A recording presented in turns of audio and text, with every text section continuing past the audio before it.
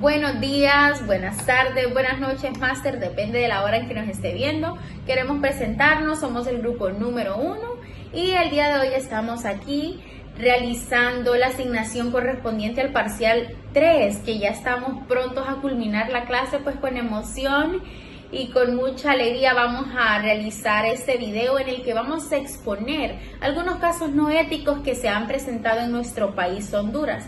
Entonces vamos a dar paso a exponer cada uno de los casos que se nos solicita en la tarea. Son 9 casos y enseguida empezamos. Hola, mi nombre es Angie Pinto y en este video quiero compartirles un tema que afecta bastante a nuestro país y que todos hemos escuchado alguna vez: la corrupción en instituciones públicas.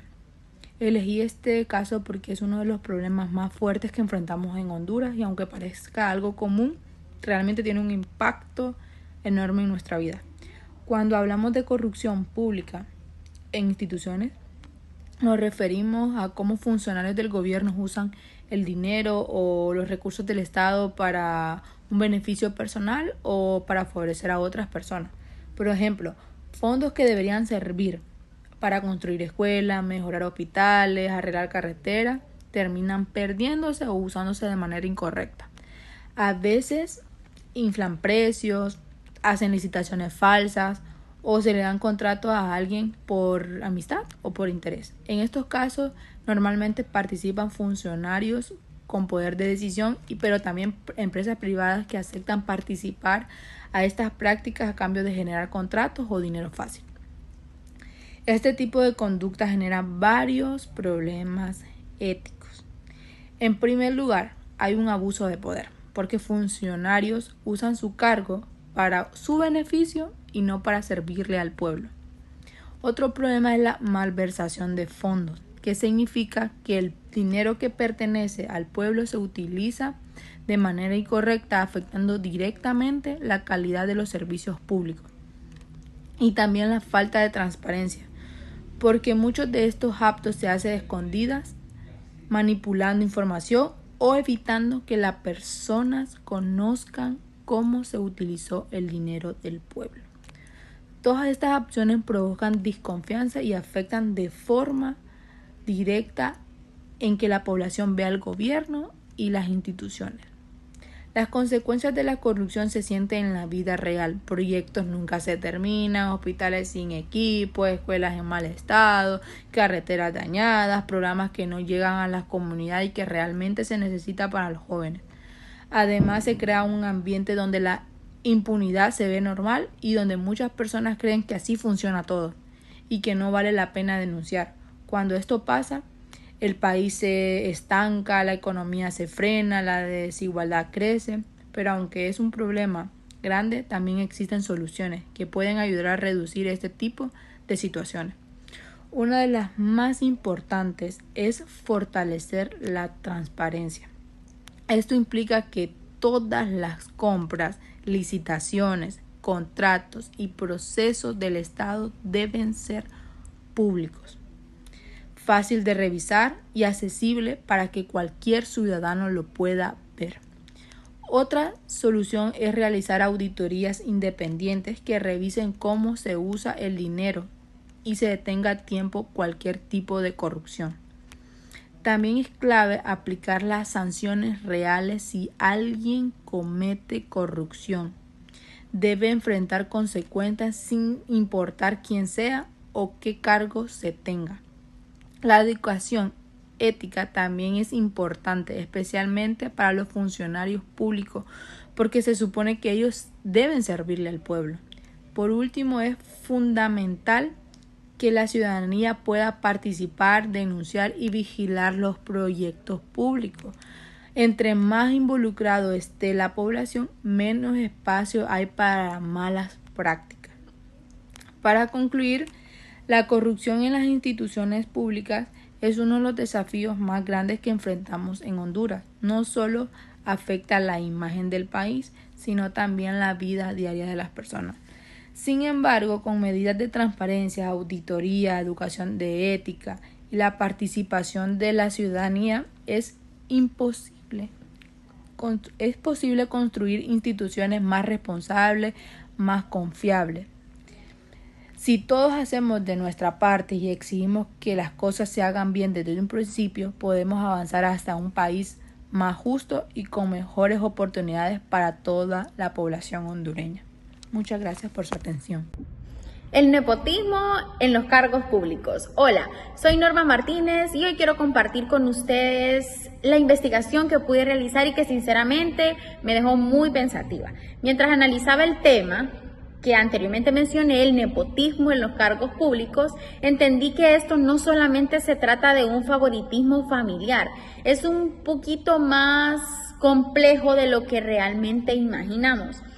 ¿Qué significa el nepotismo? Es entregar cargos a familiares o personas cercanas sin valorar la preparación profesional que se pueda tener para este tipo de cargos.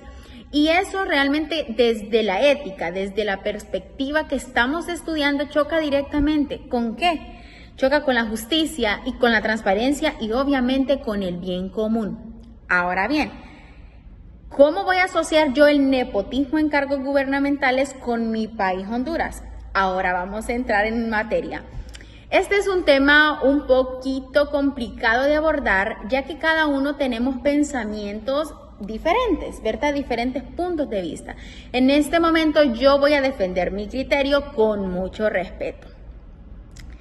Realmente lo que descubrí es muy alarmante. Aunque el gobierno actual habla de renovación, habla de lucha contra la corrupción, la realidad muestra todo lo contrario.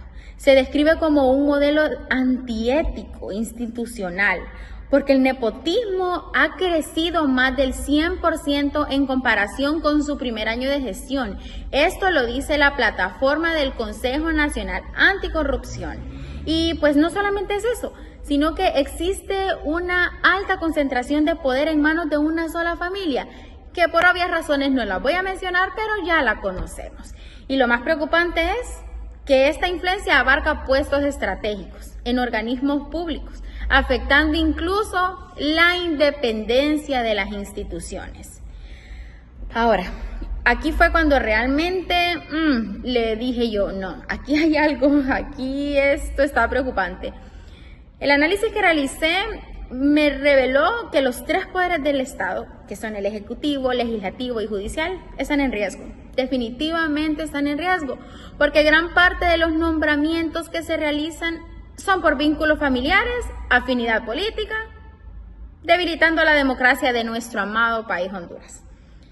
Y pues obviamente la objetividad en la toma de decisiones está en duda, debido a que lo que se está realizando es completamente antiético. Bueno, y pues aquí me detuve a pensar un poco. ¿Qué mensaje nos envía esto como jóvenes que estudiamos, nos esforzamos y soñamos con crecer profesionalmente?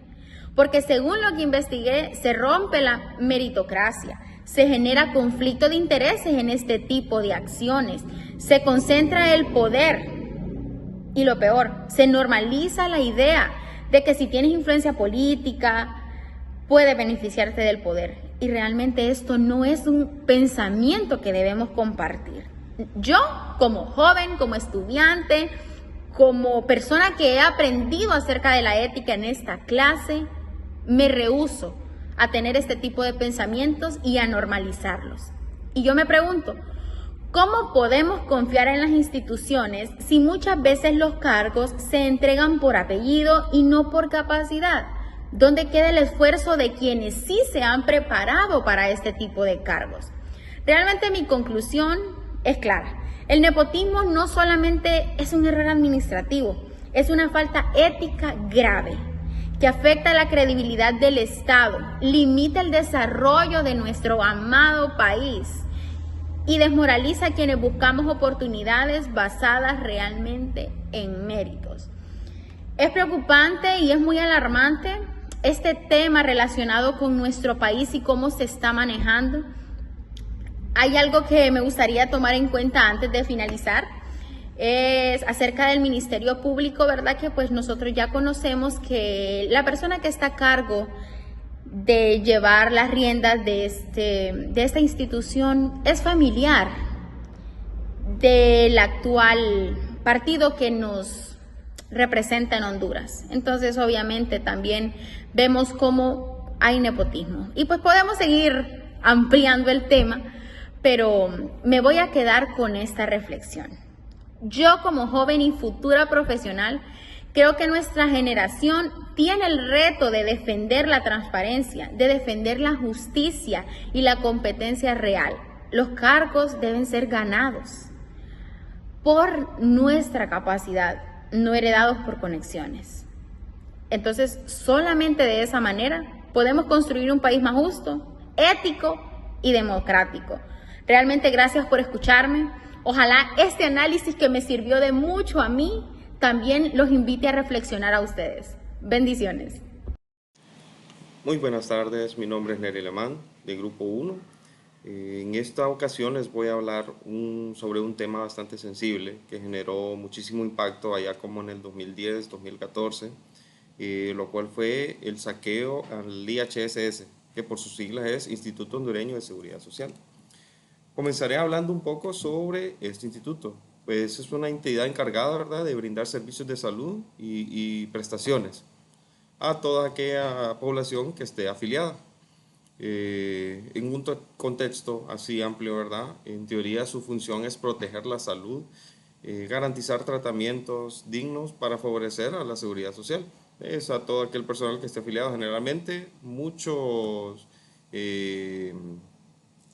incluso empresarios, población en general que trabajan actualmente en instituciones públicas como privadas, estamos afiliados a esta institución.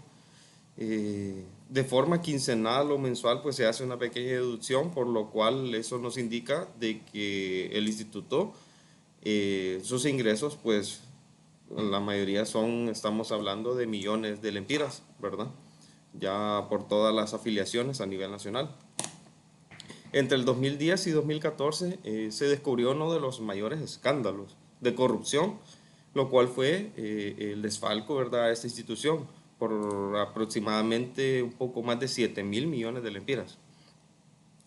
Atrás de esto existió una gran red organizada de corrupción, involucrados directores, gerentes administrativos, empresarios del área farmacéutica, incluso hasta empresas ficticias se descubrieron, ¿verdad?, que en este caso pues eran como empresas que brindaban servicios facturando a través del Seguro Social, lo cual estas nunca existieron, ¿verdad? Funcionarios públicos también externos que facilitaron los contratos, de acuerdo con esto. Pues esta red prácticamente fue un diseño para sustraer recursos bajo apariencia de legalidad, lo cual no eran totalmente legales.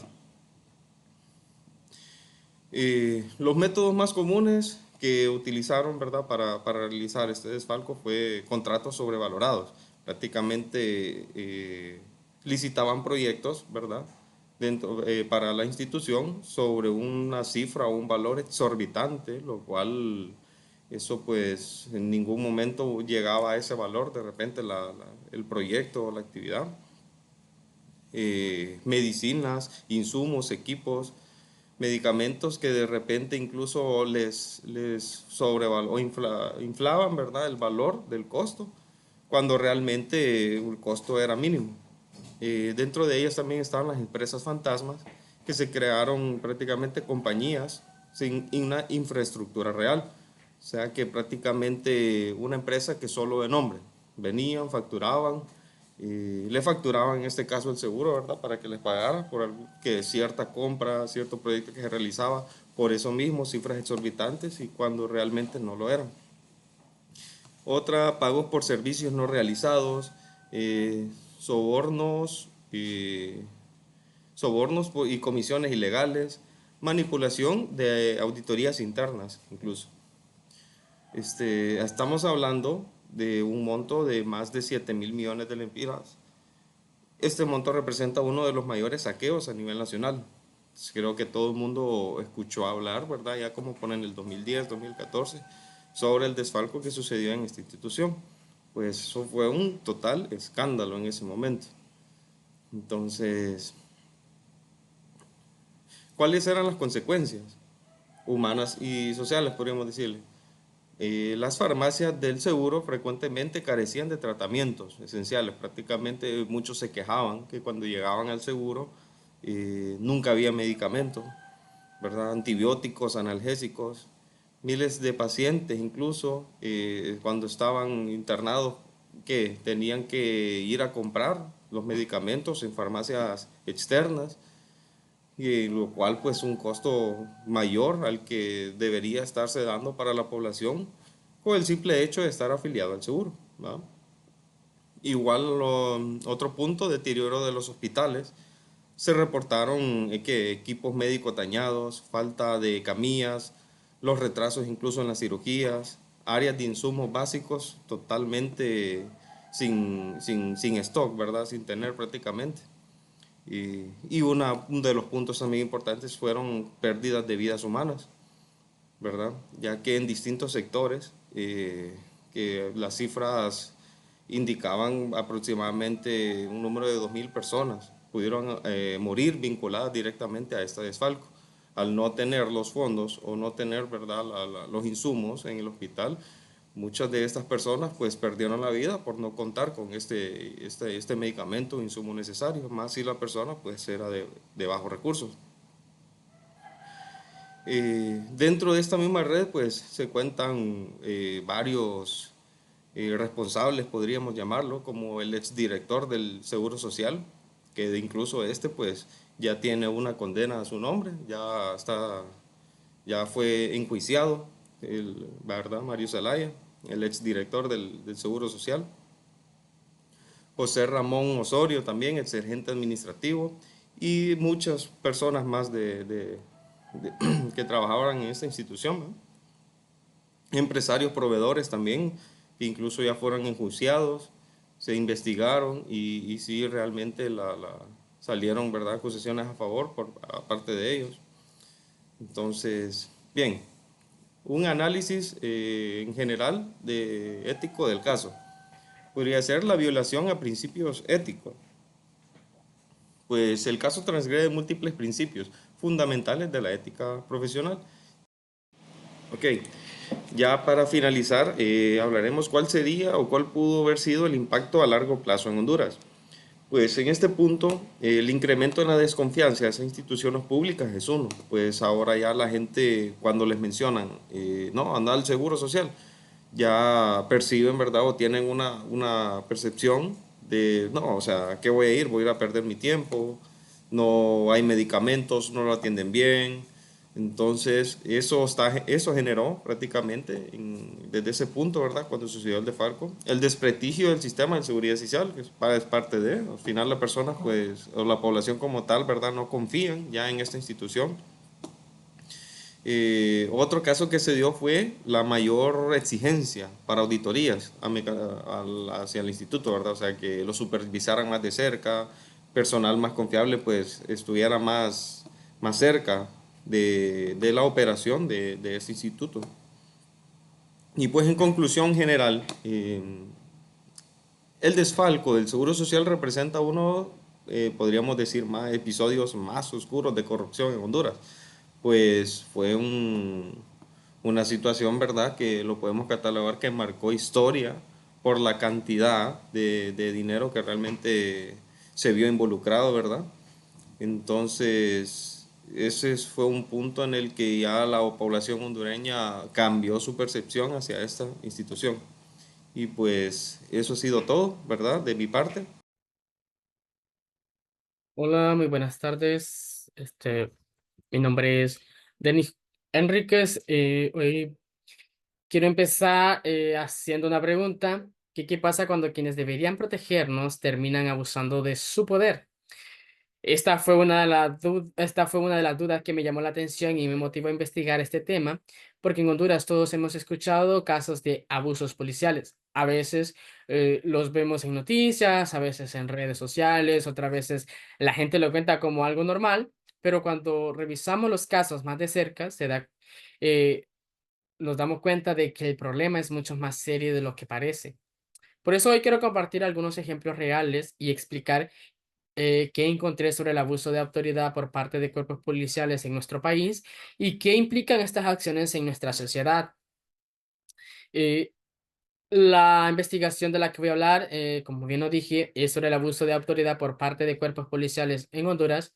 Es un tema complicado pero necesario, porque afecta la confianza de la población que debería tener las instituciones que son encargadas de cuidarnos.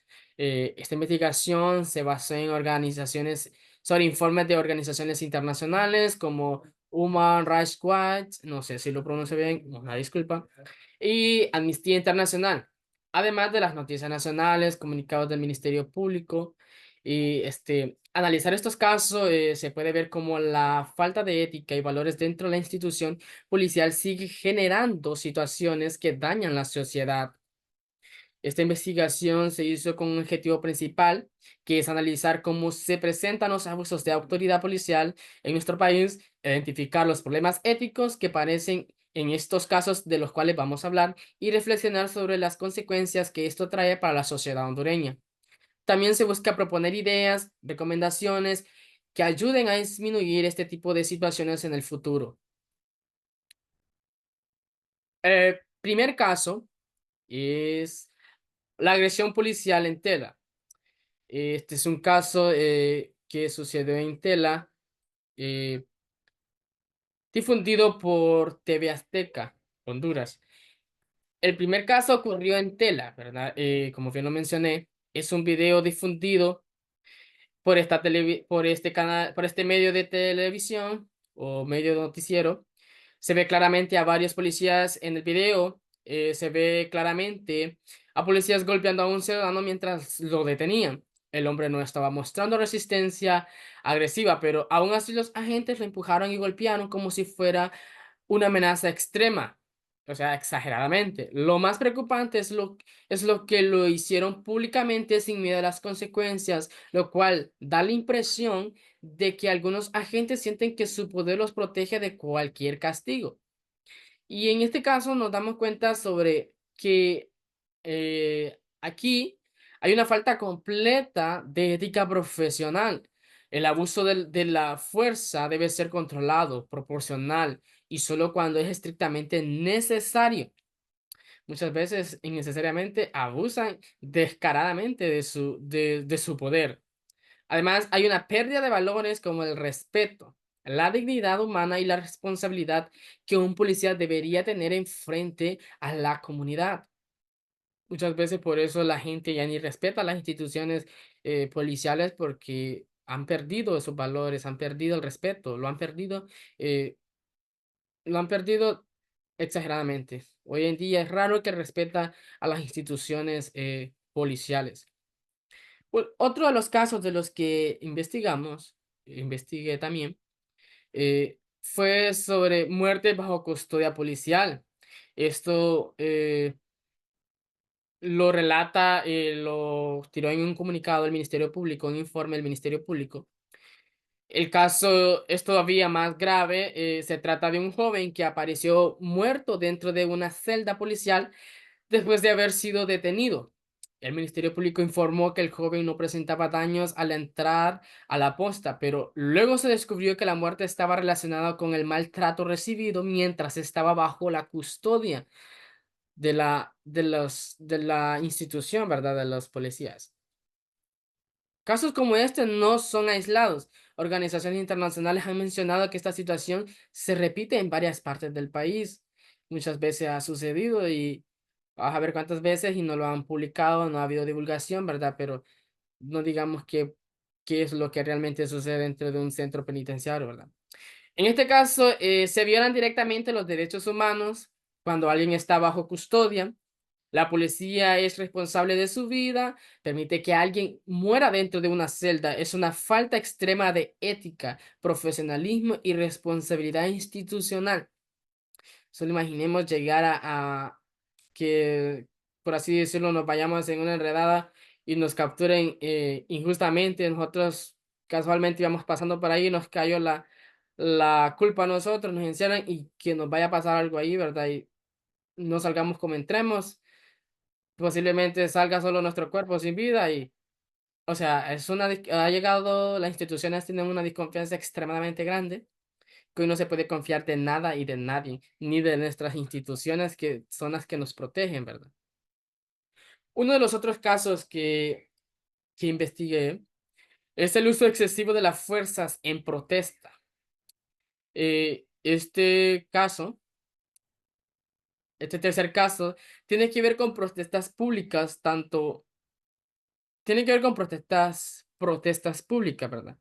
Y este informe, ¿verdad? De la institución de la Richard Watts y como a la Amnistía Internacional han documentado que durante varias manifestaciones en Honduras, la policía ha utilizado violencia innecesaria contra personas que se manifiestan de manera pacífica. Se reportaron golpes, gases lacrimógenos y arrestos sin justificación clara. En muchos momentos no hubo una intención de diálogo, solo una respuesta violenta e inmediata. Recientemente tuvimos varios ejemplos para las protestas, ¿verdad? De un caso que fue tendencia hace poco en nuestro país sobre Cohen Inversiones, ¿verdad? Podemos ver cómo la policía abusa de esa autoridad en las protestas. Muchas de esas personas lo hacían pacíficamente, pero la opresión de la policía pues llega a hacer que las personas tomen esa actitud o esa represalia agresiva hacia ellos y ellos pues obviamente tienen que actuar de la manera que actúan y pues mucha en parte las acciones de la gente en las protestas es por el tipo de represalia o el tipo de, de el tipo de respuestas que reciben o las acciones que reciben de parte de los policías, ¿verdad? Bien, en este caso, sobre el análisis ético, se ve una falta de valores democráticos, falta de respeto a la libertad de expresión y abuso de poder. La protesta pacífica es un derecho y reprimirla sin motivo es una señal de que la institución no está actuando bajo principios éticos. Y eso nos queda muy claro sobre el ejemplo de las protestas que tuvimos hace poco aquí en Choloma, ¿verdad? Como conclusiones sobre la investigación que tuvimos, eh, después de revisar estos tres casos, se puede ver que el abuso policial en Honduras no es un hecho, no es un hecho aislado, es un problema estructural que tiene que ver con fallas de la formación, la supervisión interna y la falta de consecuencias para los agentes que cometen abusos, porque muchos de ellos no son procesados. Esto genera desconfianza en la población y afecta directamente la relación entre la policía y la comunidad. Cuando la gente le teme a la autoridad en vez de confiar en ella, es difícil que exista un ambiente seguro y estable. Y sobre las recomendaciones, basándonos en los casos que investigamos, pa- para reducir los abusos, considerando que es necesario mejorar la formación ética a los policías, es uno de ellos, aplicar controles internos más estrictos y constantes, investigar todos los abusos de manera rápida y transparente, instalar cámaras corporales obligatorias para todos los agentes, porque sería muy excelente, este, que un policía, ¿verdad? Portara una cámara, ¿verdad?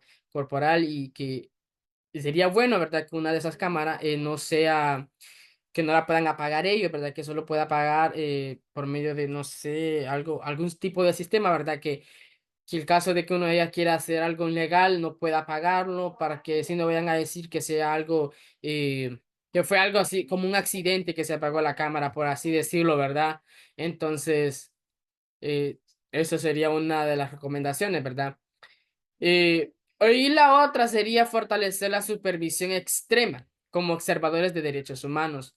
Eh, Creo que eso es lo que realmente nos hace falta en las instituciones, ¿verdad?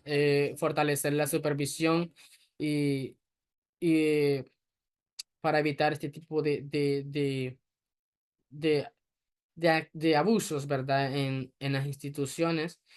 No realmente en las instituciones, sino de las instituciones a la comunidad, ¿verdad? Entonces, estas medidas si estas medidas se aplicaran de manera seria a la institución policial y se aplicaran de una manera seria, podría recuperar la credibilidad, disminuir los abusos, los casos de abusos en nuestro país, ¿verdad? Entonces, eh, esto es realmente un caso o es un caso, ¿verdad?, de mucho diálogo, que si investigamos más, encontramos más, como quien dice, más fallas en el sistema. Entonces, esto es lo que hoy traigo para ustedes y muchas gracias por su atención. Tengan un excelente día y hasta aquí llegamos. Muchas gracias. Muy buenas noches, abogada. Este es tema constitucional. El tema del que le voy a hablar es sobre los sobornos en procesos judiciales.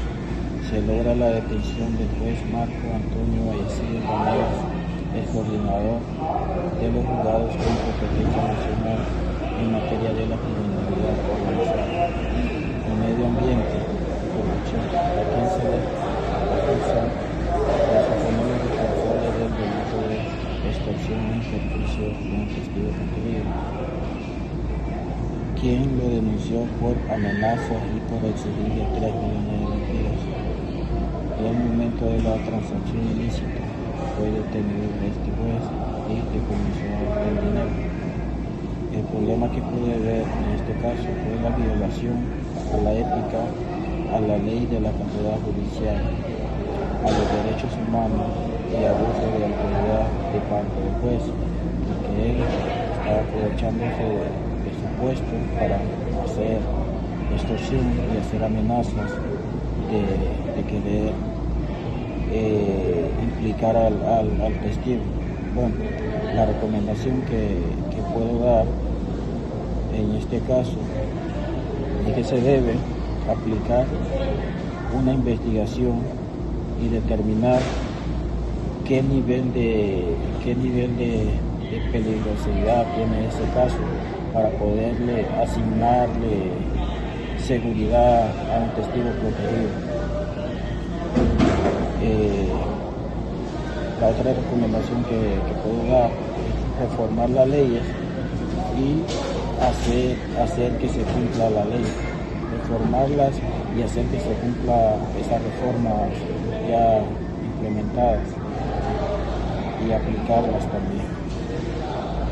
Y otra recomendación que puedo dar es darle seguimiento a los testigos protegidos y darle protección 24 horas para que no sean víctimas de alguna amenaza o alguna extorsión.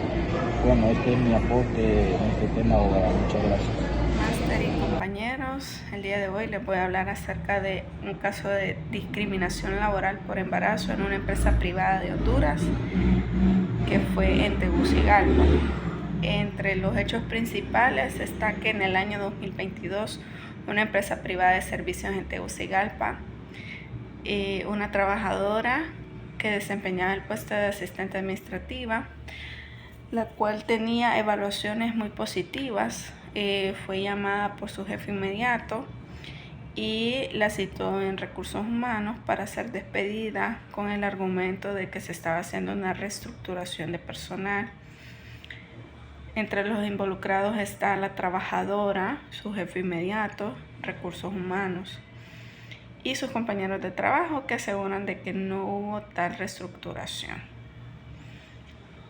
Entre los problemas éticos y morales está la violación de derechos laborales, ya que se vulneró la protección de la ley hondureña que otorga a las mujeres embarazadas, la discriminación por estado de embarazo, la falta de ética organizacional, el impacto social negativo de la desconfianza hacia las empresas privadas. En el análisis de impacto en la sociedad tenemos la reducción de la confianza en los derechos laborales, puesto que los trabajadores se sienten vulnerables en sus puestos de trabajo, ya que sienten que las empresas privadas pueden despedirlos en cualquier momento y no respetan los derechos. Muchas de las personas tal vez no conocen sus derechos y se quedan sin hacer nada y aceptan lo que la empresa les diga. También está el reforzamiento de desigualdades de género, el deterioro de la cultura organizacional. Empresas que actúan así generan ambientes de miedo y desmotivación, costos legales y reputaciones para las empresas. Aquí también se puede dar lo que es la corrupción, porque una persona que no sepa, tal vez por ellos lavarse las manos, por decirlo así, y evitar cargos judiciales, pueden venir y sobornar al empleado y decirle: te voy a dar tanto dinero, y tal vez no está ni relacionado con lo que se le va a pagar en sus derechos. Y como por callarle la boca a esta persona para que no vaya a denunciarlos, le dan ese dinero como soborno. Entonces hay que tener mucho cuidado en esto, y también los empleados tienen que ser muy conscientes de los derechos que ellos tienen. Entre algunas de las soluciones y recomendaciones tenemos que deben de haber políticas claras de igualdad y no discriminación. Implementar protocolos internos que protejan a todos los empleados, especialmente a grupos vulnerables, como son las mujeres embarazadas. En muchas empresas de Honduras y creo que en varias partes del mundo se vulneran estos derechos porque no respetan que las mujeres están embarazadas, ¿verdad?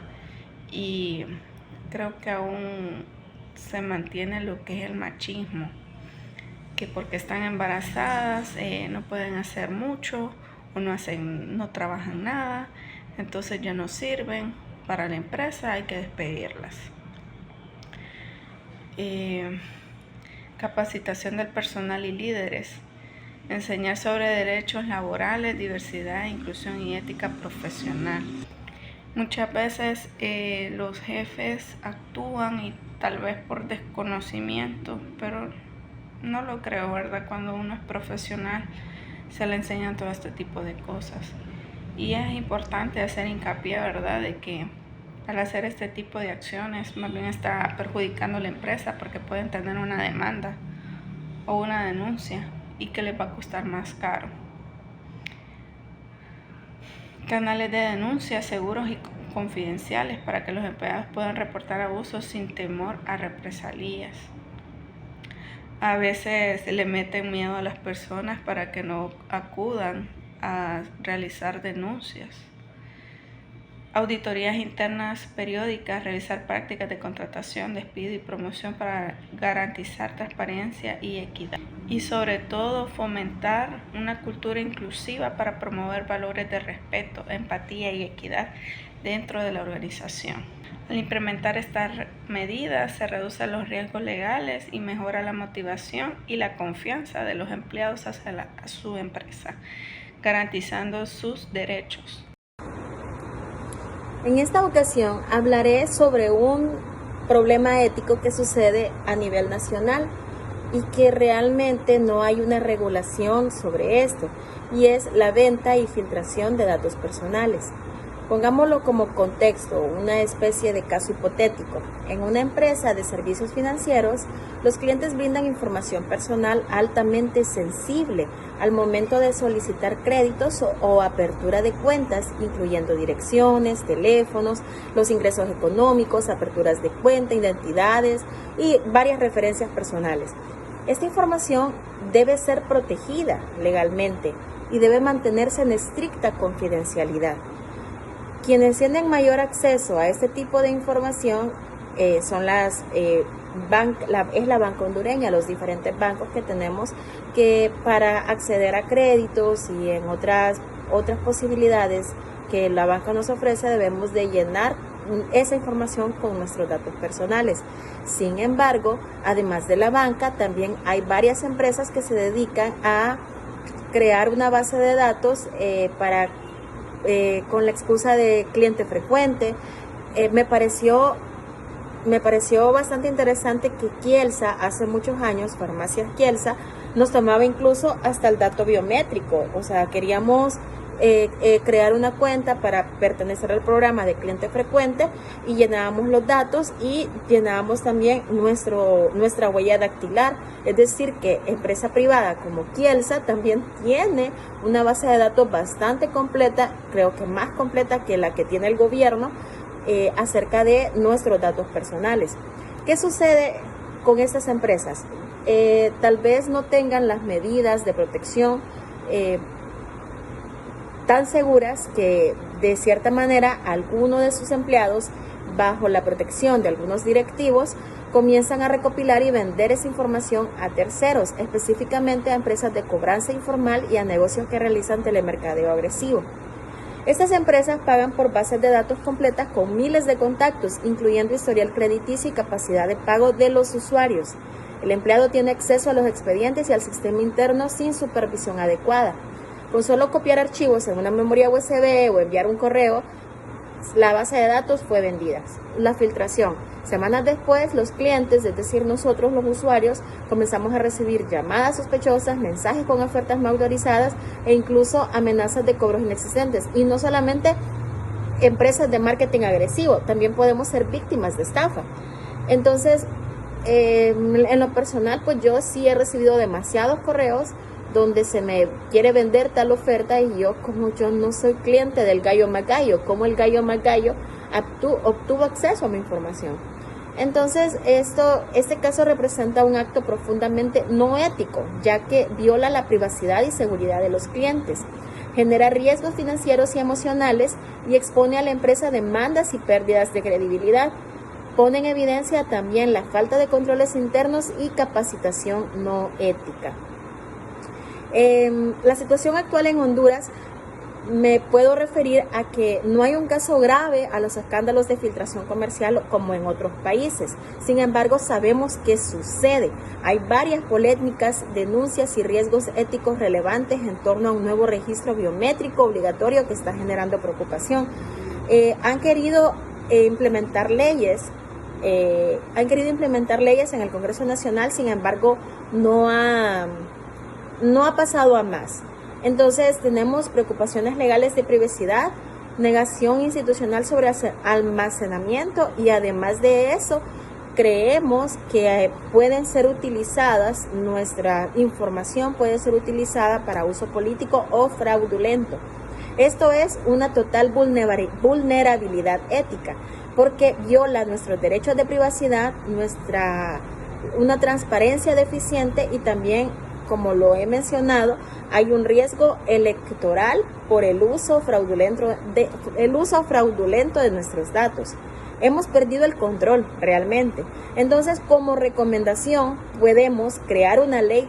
El Congreso debe de crear una ley de regulación, implementar sistemas de encriptación avanzadas, las empresas que se dedican al almacenamiento de datos y también la organización debe limitar el acceso interno, o sea, no cualquier persona debe de tener acceso a lo mismo.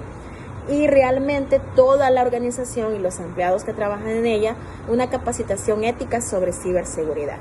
Esta sería mi participación. Muchas gracias. Buenas, licenciada. Mi nombre es Milagro Nicolman Escobar, pertenezco al grupo número 1 y el día de hoy yo estaré hablando sobre los daños ambientales por actividades industriales en nuestro país.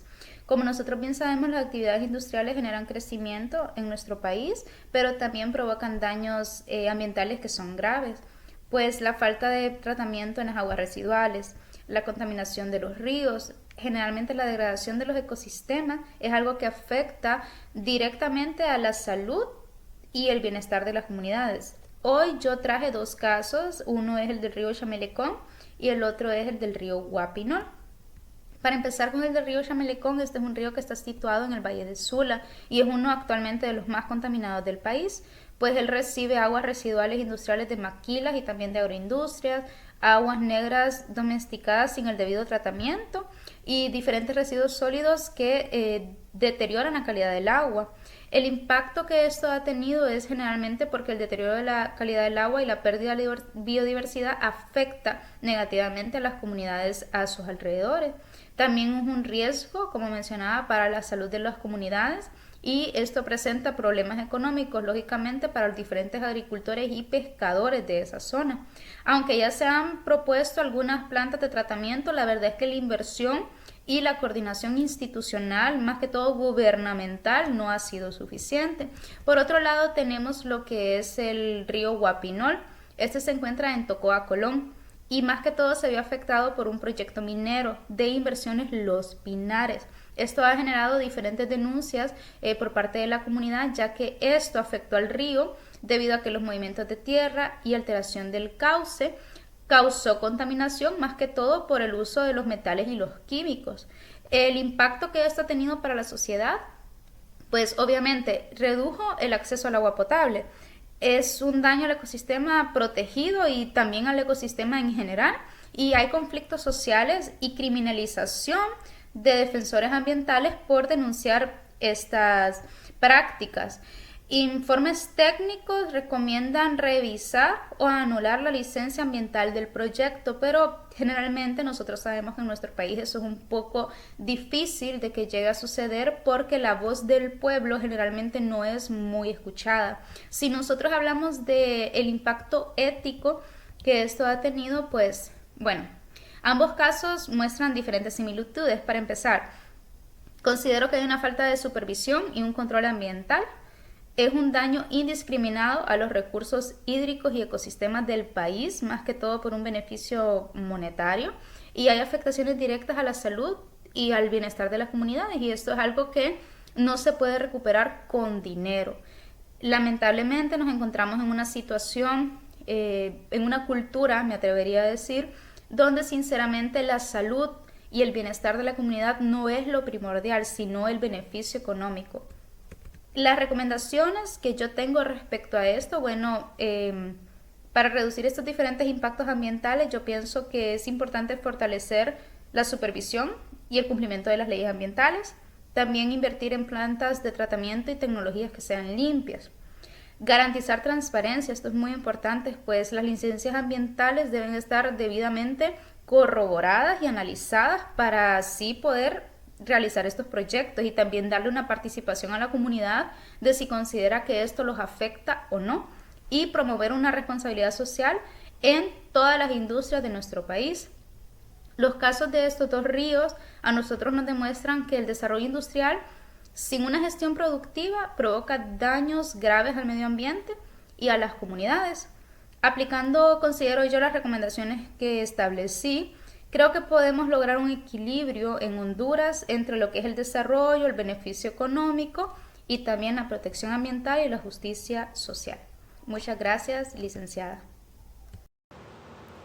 Hola, mi nombre es Dilia Dayana Reyes Solórzano. Pues el día de hoy les hablaré acerca de un caso que es sobre la falta de ética profesional en los medios de comunicación.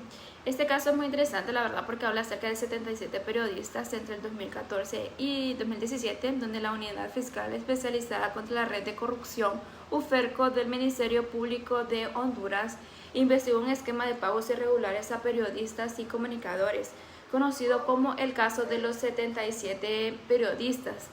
Bueno, según esta investigación, los pagos fueron canalizados mediante las empresas de servicios e inversiones AID, creada como un mecanismo para mover fondos desde la Casa Presidencial hacia los medios de comunicación y periodistas individuales.